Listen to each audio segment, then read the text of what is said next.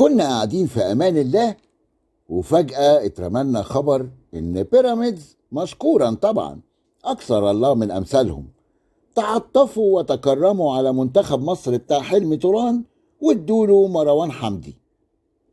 ولان الخبر كان غريب بعد ما بيراميدز رفض تماما انه يدي اي لعيبة للمنتخب ده، لان عنده ماتشين مهمين جدا وصعبين جدا وعلى درجة عالية من الخطورة والتنافسية.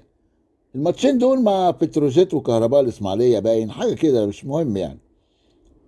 ولأن الخبر غريب واللي وراه أغرب، فكان لازم بوليكا كده لزوم الإلهاء والغلوشة، عادتنا ولا هنشتريها.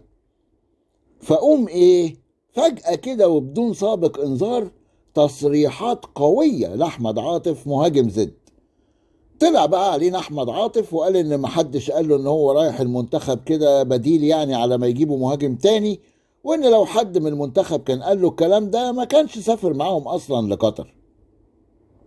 بعديها يطلع احمد حسن يرد عليه ويقول احنا قايلين له من الاول وهو عارف واتفاجئنا من تصريحاته وهيتم ابعاده بسبب التصريحات دي.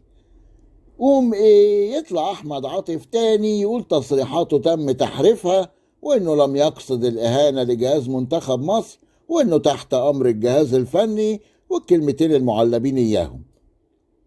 فيسلموا على بعض ويبوسوا بعض ويحمد احمد عاطف معاهم عادي جدا ولا كأن حصل حاجة. دي بقى كانت العصفورة اللي المطلوب ان انا وانت والاستاذ هناك والمدام اللي بتفرج علينا نبص عليها. لكن لان هم سذج وابو لهاء، فبدل ما يروحوا يجيبوا عصفورة كناريا كده او لاف بيرد حاجة كده يعني تملى العين تشد النظر، راحوا جابوا عصفورة بلدي بني معفنة من اللي مغرقة الشوارع دي. فما حدش بص عليها والفضيحة بقت بجلاجل. الموضوع ان لا بيراميدز عايز يقوم بدوره الوطني زي ما قال لنا في البيان الساذج اياه، ولا اي نيلة من الكلام ده.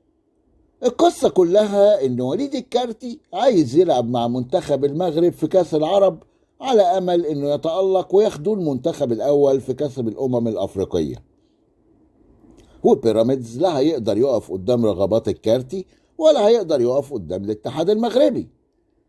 بس كده الشكل هيبقى وحش قوي. سابوا لعيب للمغرب ومنعوا لعيبتهم عن منتخب مصر. مصر دي اللي ساعدتهم وعبت لهم اتوبيسات يشجعوهم في نهاية افريقيا. طيب نعمل ايه؟ اقول لك انا، ما هي سهلة اهي.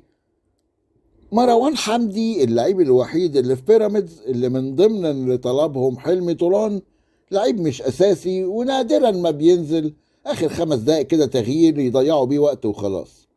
فيستون مايلي هو المهاجم الاساسي، والماتشين كده كده سهلين وملهمش 30 لازمة اصلا. تبقى اتحلت يا معلم. ندي مروان حمدي ابو لسان عايز قطعه ده لمنتخب مصر، وندي الكارتي لمنتخب المغرب، وبكده نبقى راضينا المغرب وراضينا الكارتي، وفي نفس الوقت لبسنا منتخب مصر جميلة وبقينا نادي الوطنية والكرامة رقم 2. بس زي ما قلتلكوا العصفورة كانت بلدي قوي ومحدش بص عليها. اتحاد الكورة والإعلام اللي كان بيبتز الأهلي بوطنيته، ودلوقتي كله مشغل صوت صرصور الحقل إياه وكله عامل عبيط. الناس دي كلها بقى شكلها يقرف الكلب الأعور الحزين. على الله بعد كده أسمع صوت من الإخوة المحنكين إياهم يطلب فردة شراب من الأهلي بره الأجندة الدولية. ناس ما عندهاش دم.